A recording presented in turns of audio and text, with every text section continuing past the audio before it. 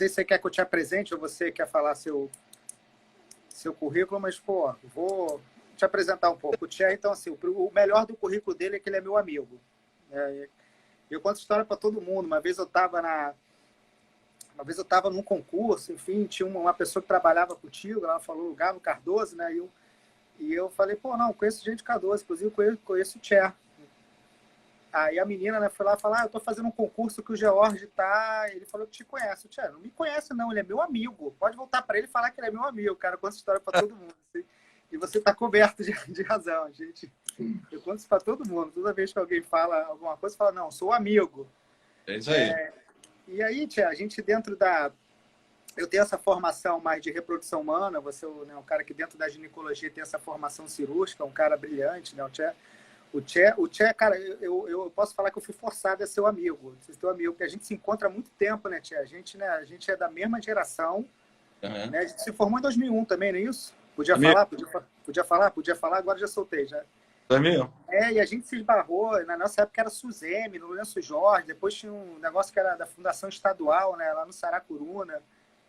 E aí eu fui residente com o Tchê, eu falo, o Tchê foi residente no Fernandes Figueira, né? Eu fiquei lá 2 semanas, mas lá tinha uma pegada mais obstétrica, eu fui para a UERJ, e depois agora a gente trabalha junto no Pedro Ernesto. A gente trabalhou junto no Cardoso Fontes, mas eu não era da Gineco, enfim. Então, assim, eu tô sempre esbarrando o Tchê. Acho que eu fui casado com ele na outra vida, Tchê, alguma coisa assim. Acho que não. Eu prefiro não. Acho que não. Ainda bem que eu não acredito nesse negócio de outra vida. Mas aí, Tchê, a Vamos gente lá. vai conversar hoje, como eu trato, né, sou da infertilidade, você da área cirúrgica, várias vezes eu tenho que recorrer, né, à parte cirúrgica. Né? E aí eu propus a gente falar desse tema que é mioma e infertilidade. Eu fiz até aquelas enquetes, me mandaram algumas perguntas, mas vamos começar um pouco falando... primeiro eu queria que você apresentasse, acabei que eu não te apresentei, né, um pouquinho do seu currículo. E depois vamos começando falando aí do que é o mioma mesmo. As pessoas, né, existe uma mística, né, um pouco de mioma. Assim, acho que toda mulher conhece a palavra mioma, né?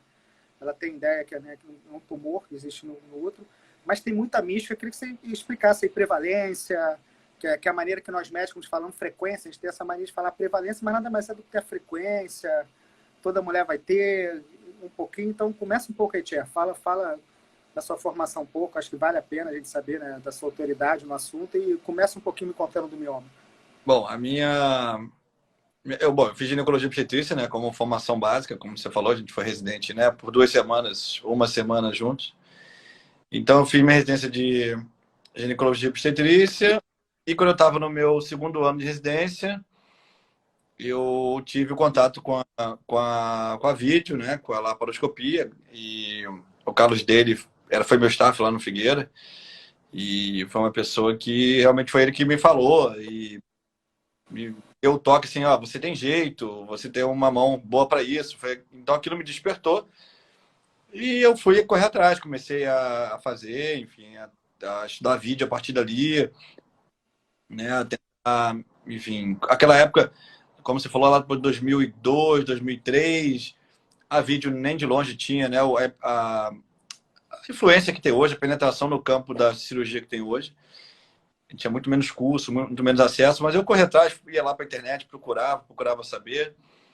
E tive uma formação, depois que eu tenho Cláudio, Marco na minha vida, que também foram pessoas que, né, me lapidaram.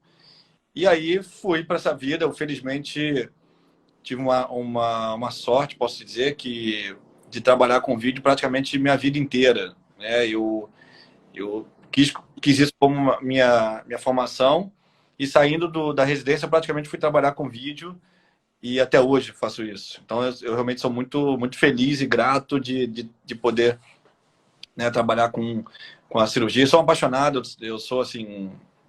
Eu até no início era muito acalorado, eu discutia com todo mundo por causa da vídeo, quando eu tinha que provar que a vídeo era melhor. Hoje não precisa tanto, as pessoas já incorporaram que não tem muito como brigar. Mas no início eu discutia, a pessoa falava que o vídeo era ruim e eu né, brigava para dizer que não era, que o vídeo era muito bom, que era o melhor, que ia ser o futuro. E, enfim, pessoas... E hoje é o presente. Você sabe que você tem uma coisa nas suas aulas que eu copio, você fala assim, eu tenho um conflito de interesse Eu sou um apaixonado pelo vídeo. Eu copio isso, a reprodução humana. Bota nas minhas aulas assim, conflito de interesse, paixão pela laparoscopia. Então, eu sempre brinco, realmente, eu luto pela cirurgia minimamente invasiva, eu sou um teimoso, eu sempre, quando eu tô com alguém fala que vai fazer cirurgia aberta, eu falo, não, peraí, calma, vamos ver, acho que dá, vamos tentar, vale a pena tentar. Então, eu sou a Vivi que está aqui, Vivi, que, enfim, me atura, né, me auxiliar, me ajuda muito. A Vivi é testemunha do quanto que eu sou chato de... E todo mundo brinca assim, isso, cirurgia é difícil aqui, vai converter. Aí quem me conhece já fala, você não vai ver converter nunca uma cirurgia. A Efigênia também, ó, tá entrando aqui, as duas que me aturam, Efigênia e Vivi. E elas falavam para mim no início, hoje não, mas no início elas ficavam assim para mim. Nossa, no final, eu achava que você ia converter essa. Aí ia mais para frente, operar mais uma, eu achava que você ia converter essa. E aí chegou até o momento que ela falou, bom, a gente não fala mais, porque você não vai converter mesmo, então a gente não vai falar mais. Bom, vamos primeiro. Chega de falar de mim, que a gente tem que agradar aqui os pacientes e os médicos aqui, né? Não, mas deixa eu só falar, eu tive essa oportunidade, eu vou abrir uma coisa pessoal, que a gente acaba assim, eu tive problemas para engravidar, né? Aliás, eu tinha um professor que falava que o médico vai se tornar melhor quando ele tiver o problema que ele trata, né? Então, assim, no seu caso, você não vai ficar melhor, que você não vai ter mioma. Então, mas eu tive problema de fertilidade, né? E num deles a minha esposa fez uma gravidez cornual, enfim, né? E liguei quase chorando pro Tchel. A Tia estava indo para outro lugar. Eu falei, Tia, não quero que ele opere. Ele prontamente saiu. Eu falei, não, Jorge, vou operar a sua esposa. Pode dizer pro pessoal que estou indo lá. Então, assim, eu tenho gratidão, né? E a minha esposa, eu me lembro que ela tinha prova 2 dias depois. Você, né, falou, vou te operar e 2 dias depois você estava fazendo prova. Ela foi, né, obviamente, devagarzinho. E 2 dias depois ela fez prova na faculdade. Eu falei, pô... Bom, né? Então eu tenho essa gratidão aí por você e pela vídeo. Ajudar paciente, e sem nenhuma demagogia, né? É lógico que a gente tem o lado da cirurgia, de ganhar, é óbvio, né? Mas nosso maior ganho é o bem-estar do paciente, sem dúvida, né? E quando você soma ainda o bem-estar do paciente, sendo ainda, né, esposa de amiga, e quer dizer, eu já conhecia a Tatiana, né? Enfim. Então, já tinha um contato com ela também. Então, é uma gratificação tripla, dupla, quíntupla, sei lá, enfim, não dá nem para mensurar isso, né? Muito bom mesmo. Primeiro, a escolha do amigo. E quando o amigo te escolhe para operar, porque ele confia em você, né? Então, é muito bom. Não, com certeza. Isso aí, pô. Então, Tia, vamos conversar um pouquinho. Eu tenho algumas perguntas, mas vamos ir pro mioma, que a gente já tem 10 minutos e a gente ainda tá de papo ainda. Cheguei a falar de mim. Bom, o mioma... Isso que a gente passou o dia todo conversando, né? Porque a gente tá essa coisa do Covid, a gente tá de plantão. A gente ficou lá de 8 às 5 praticamente, né, conversando. Mas... que elas são ótimas. A gente está passando um tempo lá conversando outras coisas, né? A gente vai se reinventando. O Covid, né, trouxe isso de bom, né? A gente fica lá e conversa outras coisas. Geralmente está trabalhando, fazendo coisas totalmente diferentes. Mas, o que eu queria para a gente começar essa questão do que é o mioma em si, né? Explicar mais ou menos para as pacientes. O mioma é uma coisa interessante porque, lógico, os ginecologistas até já estão mais acostumados com isso, com essa definição, mas as pacientes às vezes se assustam, né? Porque o mioma ele não é um aglomerado de células que resolveu crescer e se tornar ali um desconforto para aquele útero. Ele é uma célula muscular apenas que resolveu crescer. É espantoso, mas é uma verdade. Então, o mioma é uma célula muscular, ou seja, o músculo, né, da parede uterina. Eu sempre gosto de comparar o útero com um cômodo, né? Então, o músculo é o arcabouço, então ele é a parede, ele é o tijolo, né? Ele é o alicerce ali do útero. E uma célula muscular, ali por N fatores, enfim, né? Enfim, aqui não chega uma aula de fisiopatologia do mioma e genética, mas por diversos fatores, aquela célula muscular, ela recebe um sinal e na sua vida, ela começa a crescer e uma célula muscular apenas se torna, então, um mioma, que é um tumor benigno, né? Que também já é uma frase para deixar todo mundo, né, as pacientes tranquilas. Ele é um tumor benigno, então que ele cresce e aí vai depender, né, de cada paciente, vai ter um mioma, 2, 5, é um mioma que vai crescer muito, vai crescer pouco, enfim, isso vai variar muito.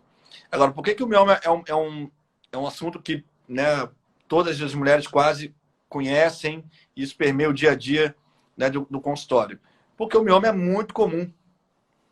O mioma é muito comum, né, na vida da mulher. Então, foi feito um estudo, né, com cadáveres e eles analisaram o útero, fizeram cortes finos ali para analisar os outros e cerca de 80% dos cadáveres que foram incluídos no estudo, quando cortaram o útero, tinha diagnóstico de mioma. Então, isso mostra o quanto que o mioma é frequente na vida da mulher e na nossa vida de consultório, né? Por felicidade nossa também, das pacientes do sistema de saúde, a minoria desses miomas precisam de cirurgia, né? Imagina ter que operar 80% das mulheres do mundo por mioma. Não teria sistema de saúde para dar conta disso. Então, por felicidade, é a minoria que vai ser necessária uma intervenção cirúrgica. Então, também outra fase para tranquilizar as pacientes. Não é qualquer mioma que precisa ser operado. Então, toda vez que você pegar um ultrassom, eu tiver lá um mioma, não precisa entrar em desespero. Tem que primeiro saber que mioma é, tamanho dele, localização. Então, uma série de fatores que a gente vai discutir para frente, mas pelo menos já tranquiliza, né, as pacientes que estiverem aí na live, que não precisa se desesperar toda vez que você pegar um ultrassom e tiver um mioma lá aparecendo no seu laudo. Deixa eu te fazer uma pergunta, que, aliás, a pergunta meio que eu tenho também algumas dúvidas. Você falou que é uma célula muscular, e né, você fez outras comparações, mas assim, a gente tem várias células musculares no corpo. Por que a célula muscular da parede, né, da parede uterina, da musculatura uterina, por que ela faz tanto assim? Por que outras células não têm essa frequência tão grande tumoral, que seja benigno ou não? Tem alguma teoria?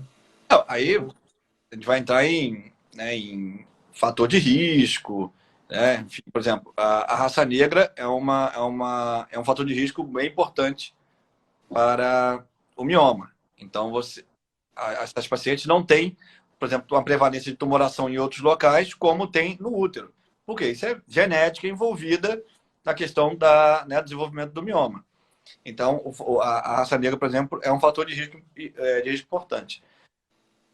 Se a mulher é exposta, né, a estímulo hormonal por mais tempo, então se ela tem uma menarca precoce e uma menopausa mais tardia, ela teoricamente está mais exposta ali um período hormonal. Então isso também é um fator de risco importante, né? E aí, enfim, você tem N fatores, né? Esses são, talvez, colocaria como os principais fatores de risco, né? A gente até fala que a raça negra é muito comum e não só isso. Normalmente, os piores miomas para se operar são de raça negra. As piores miomectomias que eu tive que fazer, foram realmente de raça negra. Isso mostra o quanto que a genética é importantíssima no mioma. E até de geração, né? Então, é mais provável uma mulher ter mioma se ela tem já uma herança genética da família com história de miomatose, esterectomia precoce, principalmente no passado que se fazia muita esterectomia mais recente. Então, é uma questão que você deve perguntar logo na sua anamnese, né? Então, ficar logo atento nesses fatores principais, principalmente nesses dois. Tem outros, mas esses são os principais. Tá. Deixa eu te fazer. A gente vai falar de mioma, né, e infertilidade. Né? Então, propus essa live que você é especialista cirúrgico e eu vou como especialista de reprodução. Né? Você falou uma coisa interessante. O mioma ele é muito prevalente. Então, assim, a gente acaba investigando infertilidade e não tem jeito. A gente tem um olhar para o útero e a gente acaba vendo muito mioma. E eu acho que os pacientes têm essa mesma noção. A gente vai investigar e, eventualmente, a gente vai solicitar ultrassom, porque está dentro, né, dos exames daquela pesquisa básica de infertilidade, e se acha muito mioma. E aí a gente fica, né, um pouco nessa sinuca. Assim, qual é o mioma que tem que tirar? O mioma ele está interferindo no engravidar, na fertilidade em si. A gente, né, entende pela reprodução humana que assim, que em tese, assim, os miomas submucosos, sim, né, aqueles que estão dentro do útero, a gente tem que ser retirados. Os miomas que distorcem a cavidade, né, mesmo assim tem que olhar, né, um pouco crítico. E os grandes miomas seriam mais ou menos que a gente indica. Tendo que indicar, por exemplo, eu queria que você falasse essa questão, por exemplo, o submucoso, né? Explicar um pouquinho, né, essa diferença, essa linguagem que a gente usa, né? E aí, eu encontrando mioma submucoso, quais são as técnicas que eu tenho, né, disponível, quais são os melhores, como é que a gente caminha nessas questões, que é a mais indicada para a fertilidade. É que eu costumo indicar com bastante frequência retirar esse mioma quando ele é submucoso. Né? E, eventualmente, eu encaminho para o especialista, não fico discutindo a melhor maneira. Enfim, queria que você falasse um pouco para a gente disso. Um abraço aí para o Juliano acenando aí. Excelente cirurgião lá de São Paulo.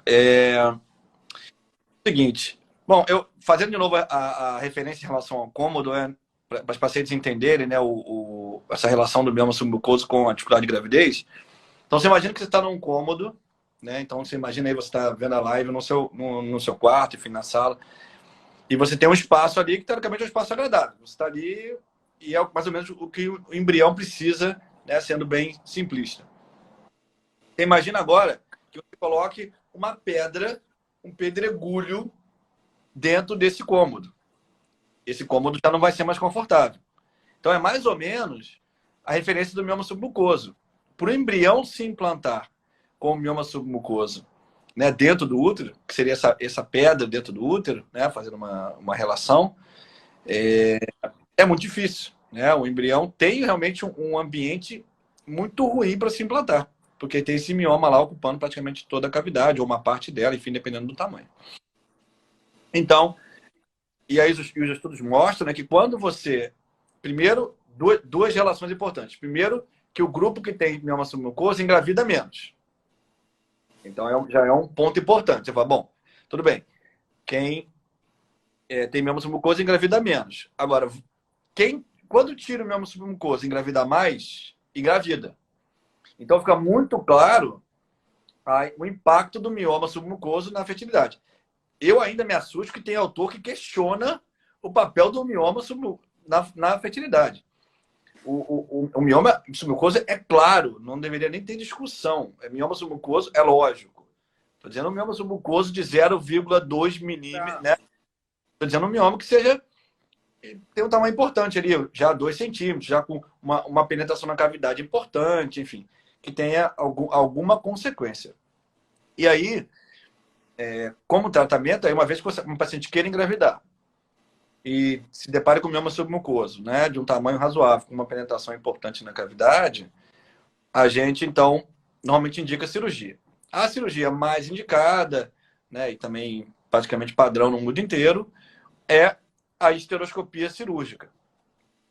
Então, a gente faz a ressecção desse mioma por esteroscopia, que é um procedimento que você faz por via vaginal, né, não tem corte na barriga, você entra por via vaginal, faz a ressecção. É possível, os miomas pequenos eu faço sem dilatar o colo, eu faço com betoque, uma ponteira Twizzle, porque aí eu não tenho risco de danificar o colo. Então, nos miomas pequenos eu prefiro fazer dessa maneira. Nos miomas maiores, acima de 2, ou que esteja um pouquinho mais para o músculo, aí normalmente eu uso o ressectoscópio, tá? Para fazer a ressecção, faz um fatiamento desse mioma e retira o mioma. Essa é a opção mais clássica no padrão no mundo inteiro. O que estou trazendo agora, junto com alguns outros médicos do Brasil, é uma técnica chamada de radiofrequência. E a gente, então, experiência inicial ainda, mas eu fiz um caso com a Juliana lá em Juiz de Fora e que eu fiz uma destruição do mioma por radiofrequência. Eu fiz uma técnica combinada, eu fiz transvaginal, e você vai com uma agulha e destrói o mioma. E eu também fiz uma técnica que é praticamente inédita no mundo, que eu entrei por esteroscopia com a agulha sob visão e terminei de destruir o mioma. Então, mas assim, a clássica esteroscopia, o padrão é que a gente vai usar mais. Né? Aqui só estou relatando a experiência da radiofrequência, uma técnica nova que a gente está trazendo para o Brasil. Outra maneira também de retirar mioma submucoso é com um aparelho chamado morcelador. Tá? Existe um morcelador esteroscópico. Você entra, ele é puramente mecânico, não tem energia, que no ressectoscópio a gente usa energia. No morcelador é puramente mecânico. A gente coloca o morcelador na cavidade e é uma lâmina, e essa lâmina você vai, né, acionando, e essa lâmina vai fatiando o mioma. Ele é muito prático porque você faz o fatiamento do mioma e ele já aspira o fragmento ao mesmo tempo. Então é muito prático porque o campo não fica sujo com os fragmentos do mioma e você então vai fatiando, fatiando, fatiando até uma hora que esse mioma tá... Ele é muito rápido. O morcelador tem uma vantagem que ele é extremamente rápido. Então ele ajuda demais. A curva de aprendizado é pequena, é mais fácil de fazer morcelador do que o ressectoscópio. Também é uma técnica que chegou no Brasil ano passado, 1 ano e meio mais ou menos. E então é uma outra opção também interessante para tirar o mioma submucoso. Então são essas principais opções, sendo o ressectoscópio ainda bem à frente o padrão mais clássico, né? O pessoal usa mais. E deixa eu te perguntar, e todo mioma que é submucoso, é óbvio que a gente tem aquele submucoso que é mais intramural, tem aquela questão de quanto, né, ele é intramural, submucoso, mas todo mioma a gente consegue tirar e todo mioma a gente tira de primeira vez? Ou você tem algumas estratégias, medicações, ou existe alguns... Deixa eu só pegar o... mais difícil. Eu acho que da Alessandra, antes de ir para a sua pergunta, a Alessandra perguntou qual o tamanho, até que tamanho. Na verdade, o que limita mais o morcelador não é o tamanho, é a penetração do músculo. Porque se ele tiver uma penetração muito grande no músculo, o morcelador não faz curva. Então, o ângulo para atacar o mioma fica difícil. Então, imagina que você tem um mioma aqui. Então, se o morcelador está reto, é fácil. Se o mioma está muito para dentro, eu tenho que angular o morcelador, eu já vou perder ângulo. Tá? Então, mais importante que o tamanho é o quanto que esse mioma está para o músculo. Então, a nível 0, um nível 0 que tem um pouquinho muscular, dá. O nível 1, dependendo do tamanho. O nível 2, bem difícil com o morcelador. Tem que ter muito período. Fúndico também é ruim, né? Lógico. Porque a lâmina do morcelador está na lateral. Então, eu não consigo, na ponta do morcelador, tirar o mioma fúndico. Tá? A lâmina corre aqui, ela vai cortar aqui na lateral. Ok? Então, vamos lá. Até aqui sua pergunta, Jorge. Não, a questão mais ou menos isso, tamanhos, assim, existe alguma limitação que a gente não possa fazer? Você indica talvez outro tipo de acesso, ou 2 cirurgias, ou medicamento? Os casos mais extremos, falar um pouquinho dos extremos. Assim. Não existe caso extremo para você, também pode... Né? Não. Para esteroscopia, sem dúvida, não.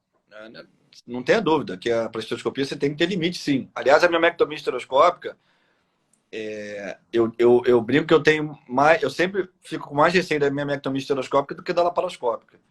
Porque a esteroscópica você tem que ter sempre o controle ali do líquido, né? Uma cirurgia que existe uma chance de intravassamento, que é o líquido que a paciente absorve. Então, você tem que ter... É uma cirurgia que eu respeito muito, a miomectomia. Tá? E, na verdade, sim, o limite, normalmente, você tem que fazer um balanço tamanho / penetração no músculo. Tá? O Lasmar até criou um score justamente para facilitar esse entendimento. Tá? Mas se você não tiver o score na mão, não lembrar, é mais ou menos uma questão de tamanho / penetração. Então, se você tem um mioma, mais ou menos ali até 4, 5 centímetros, e que ele tenha um manto, que a gente chama de manto, é o espaço entre o mioma e a serosa do útero, porque acima da serosa já está a cavidade abdominal, intestinos, órgãos aqui.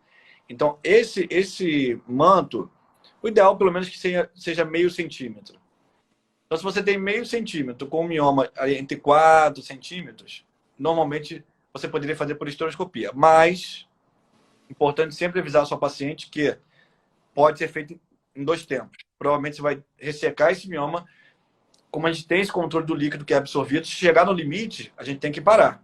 Mesmo querendo continuar, não dá para querer. Você tem que parar para respeitar justamente esse limite da absorção. Ok? Então, a gente faz essa leitura sempre do líquido, atingiu o limite, para, a paciente volta em outro momento, normalmente 45, 60 dias, e aí você vai e refaz o procedimento esteroscópico. Tá? Quando passa disso, isso também eu converso muito no consultório, né? Coloco muito para paciente. Quando passa disso, eu coloco, olha, daqui para frente, o ideal normalmente é fazer via abdominal, laparoscópica, sempre que possível. Tá? E aí também vai muito do cirurgião, né? O ideal é sempre fazer laparoscópica. O ideal é sempre que possível. Salvo as miomectomias de mioma de 30, 40, realmente são cirurgias bem, bem difíceis. Mas mioma, né, se tem 1, 2, 3, 5 miomas, não é cirurgia para cirurgia aberta. Tá? É cirurgia para laparoscopia ou para robótica. Enfim, 2 opções. Então, aí eu converso com o paciente. Olha, eu posso ver vantagem e desvantagem. Vantagem de esteroscopia, que é alta em um dia, alta no mesmo dia, retorno às atividades mais precoce. Né? 3 dias o paciente pode voltar a trabalhar. Desvantagem é que você pode fazer mais de uma vez. Pode ter que parar e fazer mais uma vez. Laparoscopia. Vantagem, você resolve de uma vez só. Você não vai deixar um pedaço do mioma para voltar para tirar. Isso não existe na laparoscopia. Desvantagem, que você vai ter o corte ali, abdômen, não tem jeito, os cortes são pequenos, mas vai ter corte. E a alta normalmente em 24 horas e o retorno às atividades em 7 a 10 dias, dependendo da paciente. Tá? Então, resumidamente, esses miomas submucosa é assim mais ou menos que eu converso com a paciente e defino. E aí, voltando à radiofrequência também, e alguns estudos falam de tratamento multimodal, que é exatamente você usar a radiofrequência para destruir esse mioma, e aí ou você no mesmo momento completa com a estereoscopia, só que aí com o mioma já praticamente morto, e aí você vai ter menos absorção líquida, menos uso desse perigo da absorção, ou então você faz a radiofrequência em um tempo, destrói o máximo o mioma, esse mioma vai reduzir o tamanho, em torno até de 70% do seu volume, dependendo do tipo de mioma, e aí você voltaria no outro tempo e faria a ressecção estereoscópica. Então é também outra opção aí que a gente tem pro... Deixa eu te fazer uma pergunta agora pessoal. Né? A gente lá na reprodução humana, apesar dos protocolos dizer que a videoestereoscopia seria um exame de primeira linha, mas para a reprodução humana a gente acaba solicitando videoestereoscopia, independente se a paciente é sintomática, e obviamente quando tem algum achado em outros exames, isso é bem claro. Né? E, eventualmente, mioma é uma patologia que cursa muito assintomática, né? E, eventualmente, a gente entrou lá e viu o mioma submucoso e aí, né, concordo, né, a gente tem que fazê-la. Mas eu estou falando já da paciente que já está com uma indicação de FIV. Né? Você ainda conversou um pouco da paciente que achou um mioma, valeria a pena a gente tirar e deixar ela engravidar, tentar naturalmente. Estou na FIV. Quanto tempo pode... Se não for uma cirurgia tranquila, nada dessas punk que você estava contando, tranquilo, assim, eu tenho que repetir minha videoestereoscopia depois? Quanto tempo você libera ela para eu deixar esse embrião? Você entende que aquela cavidade retornou o máximo potencial dela? Tem que usar hormônio depois? Antigamente tem aquelas coisas de DIU, tinha uma série de coisas que as pessoas vão estudando, depois vão vendo que não é bem assim, enfim, no seu entendimento. Quando é que você tem que devolver ela para mim para eu botar um embrião? Entendendo que eu tenho um embrião congelado lá e preciso transferir para o útero. Eu analiso muito pós-cirúrgico, porque depende do dano miometrial. Então, tem miomas, às vezes, que até um mioma razoável, mas que eu consigo ali tirar o mioma bem. O dano miometrial é quase nenhum, ou só realmente ali no espaço do mioma. Eu não costumo fazer de rotina estereoscopia para revisão da cavidade. Eu não costumo fazer de rotina, tá? De rotina, não. Ponto. E aí eu faço quando o defeito na cavidade, ali na parede, fica um defeito grande. E aí, defeito grande, eu digo mioma em torno de 3 centímetros. Menos que isso, normalmente com 45 dias, 60 dias, eu libero. Paciente com a partir de 3 centímetros, aí eu faço uma estereoscopia em torno de 60 dias. E aí, lógico, aí vou ver a cavidade, porque aí vou ter a imagem, avaliar a cavidade. Dependendo de como já está a cicatrização, eu falo para ela, espera mais 15 dias e pode retornar ao fertileuta lá para fazer o procedimento, a FIV, ou se ainda com uma cicatrização ainda ruim, ou eu dou mais tempo, ou então eu falo para ela, vamos repetir em 30 dias, porque não cicatrizou como eu achei que estaria cicatrizado. Então vamos repetir. No geral, eu não costumo usar também nenhuma barreira, não uso DIU, não uso nada. No geral, não uso. Só uso o DIU de Suaché quando eu tenho mioma em parede oposta, porque aí a chance de grudar é muito grande. Eu faço sempre uma relação para a paciente entender assim, do que é, né, por que isso pode ocorrer. É igual quando você rala o joelho e bota aquela gaze. Aí depois, quando você vai tirar a gaze, fica em pânico de tirar a gaze, por quê? Porque a gaze gruda no ralado. E é mais ou menos isso. O machucado que você faz no útero ali é como se fosse um ralado. Então, lógico que eles com ralado, então, pior ainda. Então, você vai ter as paredes ali contrapostas com ressecção de mioma. Aí, nesses casos, eu faço uma interposição. Se não for, eu faço Se não te for contraposto, só faço uma esteroscopia precoce e tudo.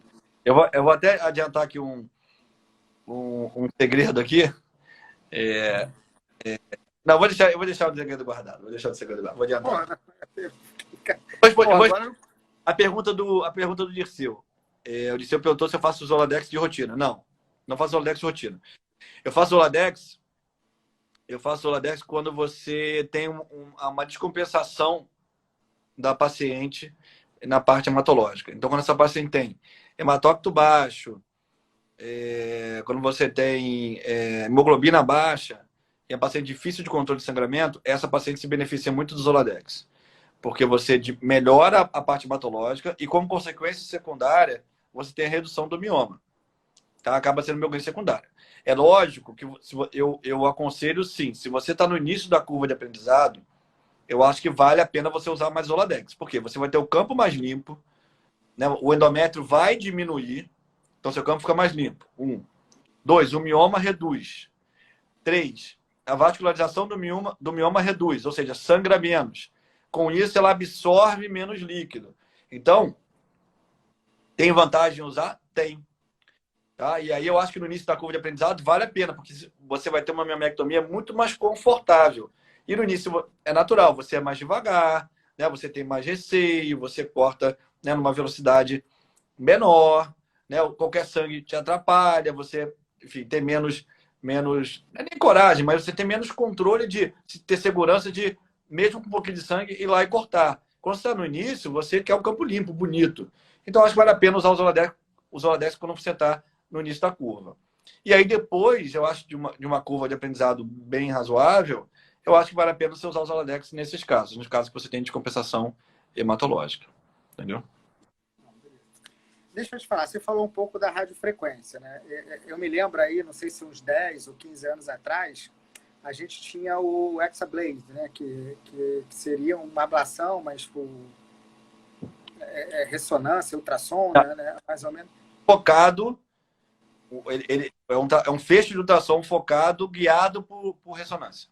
Não, eu ia perguntar o seguinte, eu tenho a impressão que ele não decolou. Eu não diquei uma vez, outra tinha muito, não. Assim. E até que quando ela vem, se aposta e todo mundo faz, então, assim, minha impressão. Tudo bem que são coisas diferentes, né? Mas o princípio, né? Talvez o norte ali é a mesma coisa. Você acredita que a radiofrequência... desculpa. A ablação por radiofrequência, ela vai vir para ficar? Você vê? Ou é um pouco de... Eu sei que você não tem como responder que você está muito. Ou é um pouco de modismo, enfim. A gente não vai resolver todos os casos com radiofrequência. Nem é para isso. Se você indicar radiofrequência para todo mundo, você está já errando na indicação. Tá? A radiofrequência tem um limite, mioma até 5 centímetros, principalmente no início, quando você está começando a usar, até 3 miomas. Não é para todo mundo. Fato. Né? Se você indicar para todo mundo, você está errado. Eu acho que a grande diferença da radiofrequência, comparado com o hexablate, até com a embolização, é porque o hexablate e a embolização você tira da mão do gineco. E aí, você está tirando do maior entendedor de mioma do planeta, que é o ginecologista. Com certeza, né? Tá aí, e vai entregar para o radiologista ou para o cara que faz hemodinâmica fazer o procedimento. O que acontece? Indicação, a maioria das vezes, errada. E aí porque a indicação é mal feita, o resultado não é satisfatório, o método se queima. Então, e eu espero que isso não aconteça com a radiofrequência, porque a gente faz, né, por ultrassom, guiado por ultrassom transvaginal, e a mesma coisa. Eu acho que tem que ser um procedimento indicado pelo ginecologista, porque aí você vai indicar quando é necessário, quando precisa e quando tem uma indicação formal, e não sair indicando, porque infelizmente a gente vê, já vi indicações de embolização, por exemplo, que beiram um ridículo, entendeu? Então, eu acho que a grande diferença da radiofrequência para esses outros métodos é isso, que eu acho que a radiofrequência tende a ficar na mão do ginecologista, enquanto que o hexablate e o hexablate, qual é a outra que a gente estava falando? Esqueci. Embolização e... Então, a embolização, elas saíram da mão do gineco. E aí, pronto, aí você tem N peripécias aí indicadas. Bom argumento, bom argumento. Eu comecei a acreditar mais. Agora, é lógico que não tem bola de cristal, né? Enfim, mas é lógico que que tem um problema é assim, o custo. O custo, né? A agulha é um procedimento, é cara. É lógico que isso é uma barreira. O dólar disparou, foi de 4 para 6. Isso limita? Lógico que limita. Né? Mas eu acho que o método, como método, é um método melhor. Eu acho que é mais preciso, melhor do que os outros dois. Não, tá ótimo. Não, então, assim, eu acho que ficou claro aqui, acho que a gente concorda, né, que assim, né, o mioma que é submucoso, que é aquele, né, que está para a cavidade uterina, né, que é o lugar onde o embrião vai se implantar, então essa relação, né, que ele vai interferir, ela fica bem clara, né, e aí a gente pode indicar, eu também indico bastante em pacientes que eu não acho outra causa de infertilidade, se eu achar o mioma, indico bastante, também nas pacientes que já está com indicação de um tratamento pré-estabelecido e, eventualmente, nos exames de rotina a gente usa, e a gente tem realmente resultados excelentes. E aí a gente tem que ir um pouquinho para aquela paciente que realmente a gente tem duas preocupações, o engravidar e a gravidez, que obviamente, né, eu não quero na minha clínica de reprodução um beta-HCG e beijo, vai com Deus. Eu quero que ela volte com aquele bebê saudável, tire uma foto, né? Antigamente elas mandavam uma foto para a gente, hoje ninguém imprime, então é isso que eu quero aquela foto. Né? Então, assim, e o mioma, a gente tem que se preocupar com isso. Então, assim, existe uma zona ali do meio que a gente realmente vai precisar de caso a caso, de especialista. Eu acho que não ia a gente entrar aqui, seria só um caso, mas vamos para os que a gente tem indicação, que são os que distorcem a cavidade, né? E os que não distorcem, os que são acima de 4, 5 centímetros, que mesmo assim ainda é um pouco discutível. Mas vamos dizer que a gente tem que abordar esse mioma e queria que você falasse aí das formas. A gente tem, né, tanto aberta, por que as pessoas operam muito aberto? Eu ainda vejo muito isso, né? Eventualmente a gente não consegue fazer com que a paciente vá no médico que você indique, você conversa, enfim, mas a paciente tem lá aquelas indicações conhecidas, enfim, e eu ainda percebo paciente voltando que para operar miomas grandes, enfim, que operaram aberto, inclusive que o ginecologista falou que não tinha como esse operar mioma. Existe essa limitação, então? Existe algum mioma que não deve existir, mas que não dá para fazer de uma técnica ou outra? Fala um pouquinho da robótica, enfim, dessa questão que a gente agora não vai precisar abordar pelo abdômen essa paciente. Eu sempre, o artigo, quando algum livro, alguma coisa coloca limite, coloca número, eu por exemplo, já me irrita. Então, porque eu acho que uma vez... Então te irritei, porque eu perguntei? Não. Uma vez que alguém escreva assim, o mioma é limitado, a miomectomia laparoscópica ou robótica, o limite é de 3 miomas. Entendeu? E quando a pessoa escreve isso num artigo, num livro, isso me irrita profundamente, porque quando você escreve isso, você está determinando que o limite é aquele. Então, se uma pessoa que tem capacidade de fazer 5 miomas por vídeo, quer dizer que ela é maluca, ela está passando do limite, a frase é muito forte. Então, o que eu acho que assim, você não tem como limitar tamanho, nem número, porque isso depende muito do cirurgião. Então, a gente tem artigos que está lá, 3 miomas. Eu posso falar que eu já tirei 20 miomas por vídeo. Aí tem artigo que diz que o tamanho somado não pode ser maior de 15. Eu já tirei um sozinho de 18. Ou de somado, sei lá, 35, 40, somando todos os miomas de tamanho. Então, lógico que você vai falar assim, mas isso depende do cirurgião. Lógico que depende. O que me incomoda, e você falou um cenário que acontece no meu consultório com frequência, que é as pacientes que têm ou alguém comenta, ou alguém sugere, vai escutar uma segunda opinião, vai ouvir uma outra pessoa, porque não sei, estou falando que esse mioma não dá por vídeo, e eu recebo com frequência, às vezes, paciente com um mioma de 5 centímetros, ou um de 3 e um de 6, sabe? 3 miomas que sejam 3 de 7, que são miomectomias totalmente factíveis por via minimamente invasiva, seja laparoscópica e seja robótica. E a robótica ainda veio ajudar numa questão. Muitos cirurgiões têm alguma dificuldade com a sutura laparoscópica. A sutura laparoscópica realmente é uma habilidade que tem que treinar, dominar, e no mioma mais ainda, porque você tem que suturar rápido, porque está sangrando e você tem que dominar isso, tá? E a robótica ainda trouxe uma questão, porque a sutura por robótica ela é mais fácil do que a laparoscópica. Então, o mioma ainda ampliou um pouquinho esse... Eu conheço gente que não fazia um tamanho X de mioma, um tamanho X ou um número de miomas por laparoscopia, porque tinha receio, porque não dominava a sutura. Quando foi para a robótica, se sentiu mais confortável com a sutura e hoje consegue fazer miomectomia maior ou com um número maior de miomas, porque justamente domina a sutura por via robótica, né? Porque é mais fácil. Então, eu acho que assim, não tem. A Alessandra falou aqui também casos que são, pelo amor de Deus, paciente que não quer engravidar, tem um mioma único, que seja 2, e indicam esterectomia. Dizem para ela que ela não pode mais engravidar. Eu tenho um caso de uma paciente que ela tinha um mioma de 15, sei lá, 15 centímetros por aí. E ela foi 5, né, médicos antes. Todos falaram para ela que ela tinha. Mentira.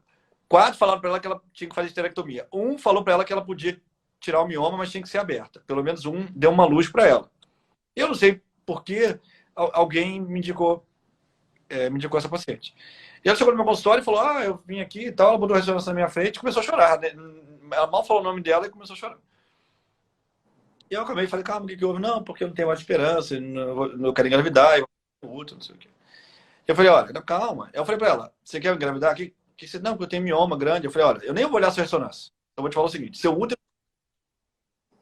Não tiro o seu útero. Isso é. Mas ele nem olhou a ressonância. Eu tenho certeza que eu não vou tirar seu útero. Ponto. Sem olhar a sua ressonância.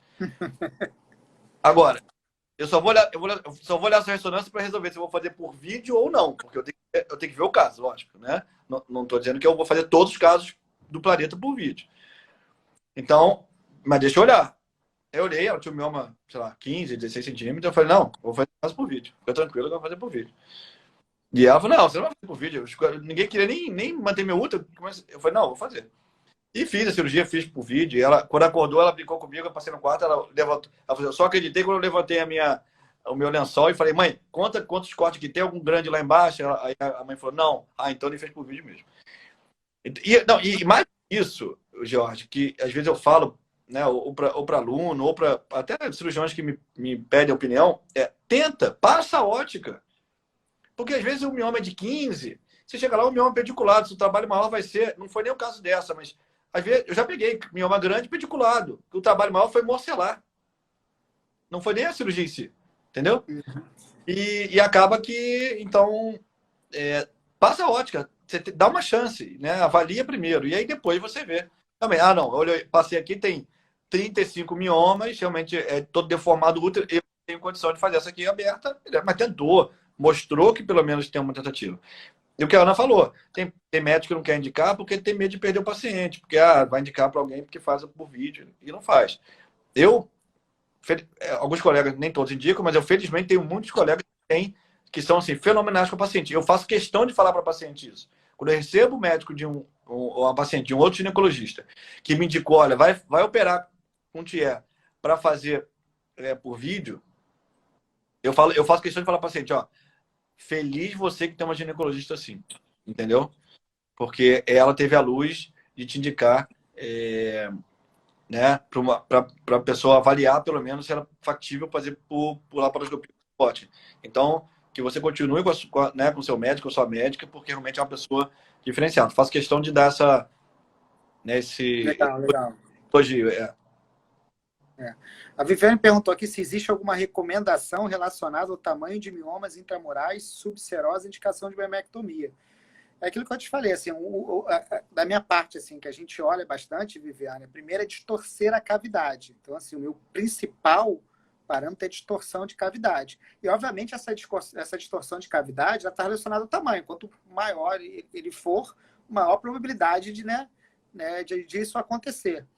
Os subserosos, assim, tem que ser uma coisa muito extrema. Você pensa mais na gravidez em si do que no engravidar. Então, os subserosos, quando você olha aí os guidelines, né, principalmente a Sociedade Americana, né, de Reprodução, de Medicina Reprodutiva, ela tem um guideline de mioma, ela deixa isso claro, que mioma não. Agora, o problema é aquele que é grande e não distorce a cavidade, né? Então, te falou, talvez um mioma aí de 5, 6, até 7 ainda consiga fazer isso, né? E aí, né, é muito difícil os estudos, porque assim, né, é uma heterogeneidade tanto de localização, de mioma, de tamanho, enfim. Então, assim, é muito pessoal, tem que dar uma olhada, ter que eu discuto. Nesses casos, eu discuto com o cirurgião. Se eu tivesse um caso esse que eu te contando, eu ligaria para o Tchê, porque eu queria saber qual é o estrago que isso ia fazer e, de repente, essa sensação ele vai me passar, como ele passa essa tranquilidade, falando, não, vou operar, não vou. Essa tranquilidade, às vezes, vou falar, então, beleza, vai lá e tira esse mioma. Então, se vale a pena a gente conversar com o cirurgião para ele te dizer esse cenário, enfim. Mas é basicamente isso. Os subserosos não, os intramurais, se distorcer a cavidade, sim, os submucosos, claramente. E aí a dúvida é aquele maior de 5, 6, 7 centímetros que não distorce a cavidade, que aí eu deixaria por caso concreto, enfim. Eu às vezes, tendo a tentar diminuir ele, não mexer. Né? Isso partindo que ela está sintomática fora a fertilidade. Óbvio, se tiver sangramento, dor, alguma coisa do gênero, você tem. Mais ou menos isso pré-FIV, né? E não sei se o Tiago discorda de diminuir alguma coisa. Submucoso quase sempre, subseroso quase nunca.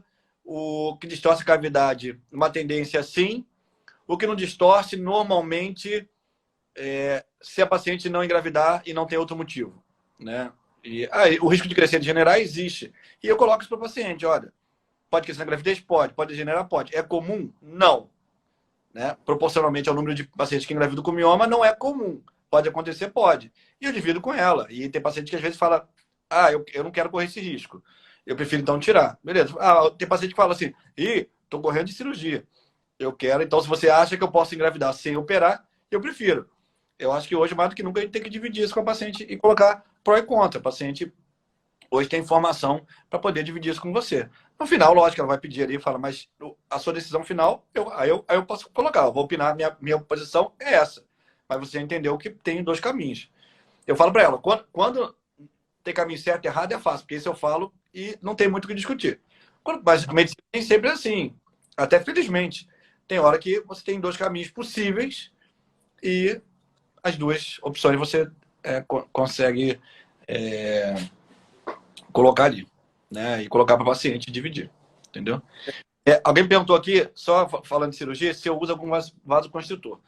Eu não gosto de usar muita vasopressina por causa dos efeitos, com medo de efeito colateral. Tá? É possível usar? É possível. Tá? Mas, enfim, tem relato na literatura de alterações hematológicas, choque cardiogênico, enfim. Então, eu tenho um receio de usar. Eu prefiro usar a ligadura temporária da artéria uterina.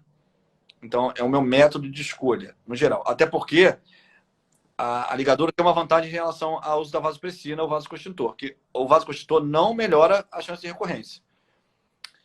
A ligadura, ela reduz a recorrência. A recorrência do mioma cai de 25%, 30%, para em torno de 5% no grupo que faz ligadura. Então, eu gosto da ligadura porque você diminui o sangramento e diminui a recorrência. Tá? Agora, isso estou falando de ectomia múltipla. Eu, quando tenho mioma único, eu não uso nem vasoconstritor, nem ligadura, porque eu vou tirar o mioma único e o paciente quase não vai sangrar. Não vai ter praticamente nenhum impacto para ela aquela cirurgia. Tá? Mioma único eu praticamente não uso. Só se for mioma único de 15, igual fiz essa paciente, eu usei nela. Mas se for um mioma único de 8, eu não uso nem vasoconstritor nem ligadura.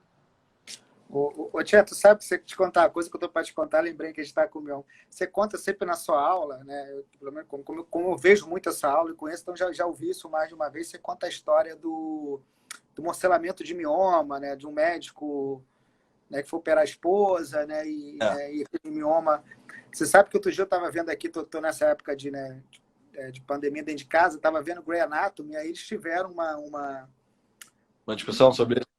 O episódio que simulava isso, entendeu? Eu estava numa conferência, né? E supostamente esse médico estava lá e falando que vocês só querem ganhar dinheiro, que vocês não pesam. Eu falei, cara, o Cher lá, a história do Cher, enfim, eu vi Granada esses dias. Discuti com ele no Twitter, depois me arrependi, enfim. Deixa eu te falar, a gente está chegando aí já com 10 minutos, então, assim, deixa eu fazer agora, pessoal, tem assim, operar se eu pudesse escolher. Tinha até alguém que falou que os planos oferecem aberta, enfim, a gente vai ter sempre essas pressões, mas assim, prefiro a gente não trabalhar. Mas é óbvio que existe a pressão financeira, né? Não tem jeito, né? Robótica ou laparoscópica? Hoje, se eu tivesse que operar, se eu tivesse com a minha em homem, chegasse, a gente vai ter que fazer por via, né? A gente vai ter que acessar pelo abdômen. E aí eu tenho acesso às 2. Faço por robótica ou faço por laparoscopia? Ô Jorge, eu coloco sempre a característica dos dois métodos, né? Então, assim, Com certeza a sutura robótica é mais fácil, mesmo para quem domina a sutura laparoscópica. Até no início, quando eu estava fazendo robótica, lógico, eu tinha uma curva de aprendizado da laparoscopia maior. Então, quando eu estava fazendo robótica, a Viviane até brincava comigo. Eu acabava a minha mectomia e ela falava assim: você sutura mais rápido laparoscópica.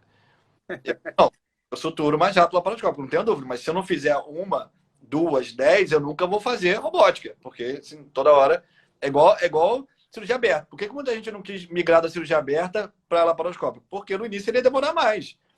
Aí você fala, não quero porque eu vou demorar mais. Demorar mais no início. Um útero 250 e 300 eu tiro em 30 minutos. Então, hoje, mas se eu não tivesse começado, hoje eu não tiraria em 25, 30 minutos. Porque senão você não vai na curva. Ninguém consegue começar na curva lá na frente. Né? Praticamente impossível. Então, a robótica é mais confortável para o cirurgião, sem dúvida, porque você sutura melhor, você sutura com qualidade boa, principalmente se o cirurgião não estiver muito confortável na laparoscópica.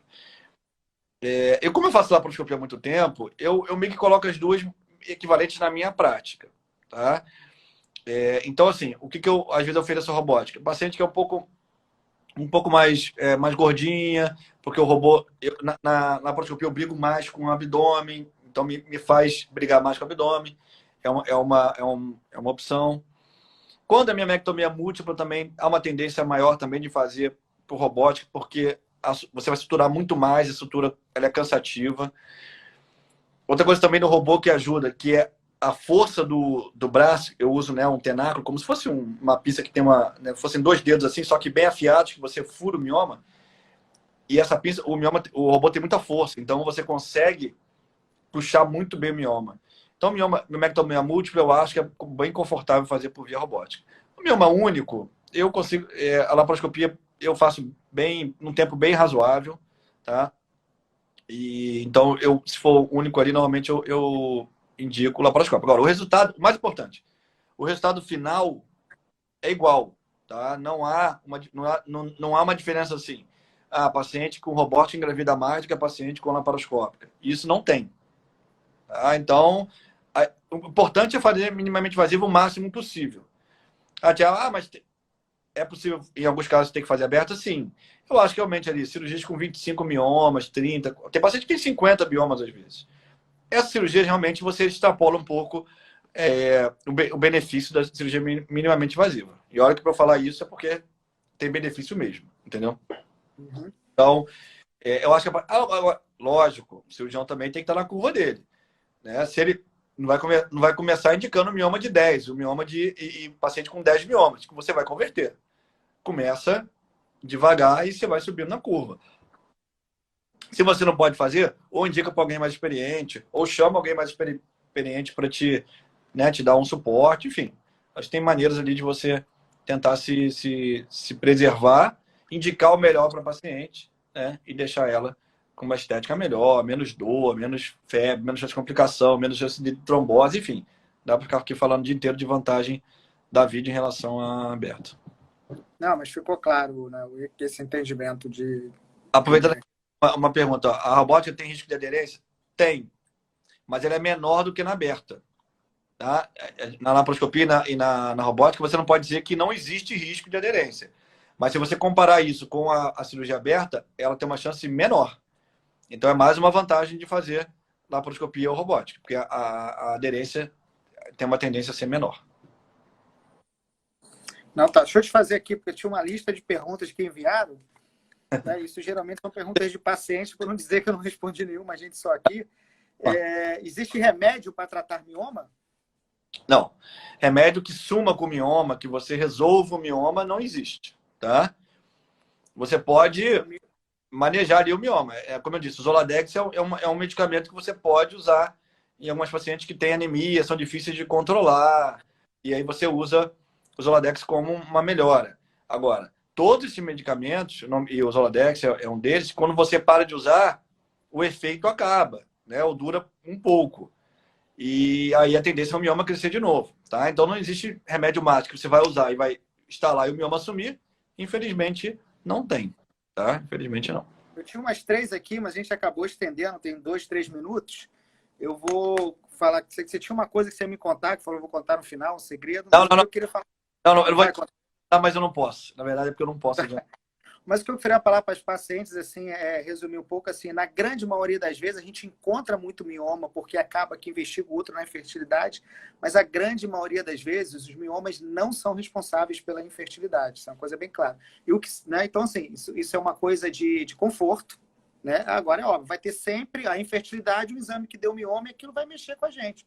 Vai sentar, analisar, acho que o Thierry Pô, deixou bem claro. até o Guga tá na nossa live, Jorge. Que É, honra. O Guga, pô, ficou até bonita a live agora, Uma né? Ficou até bonita. saudade. Né? E é isso, assim, a gente tem que escolher a melhor técnica, conversar com a paciente. Então, acho que ficou claro aí que os submicoses... Pô, aliás, repete, eu gostei mais da sua você explicando do que eu. Você explica de novo, sempre no submucoso, sempre eu gostei, vou copiar.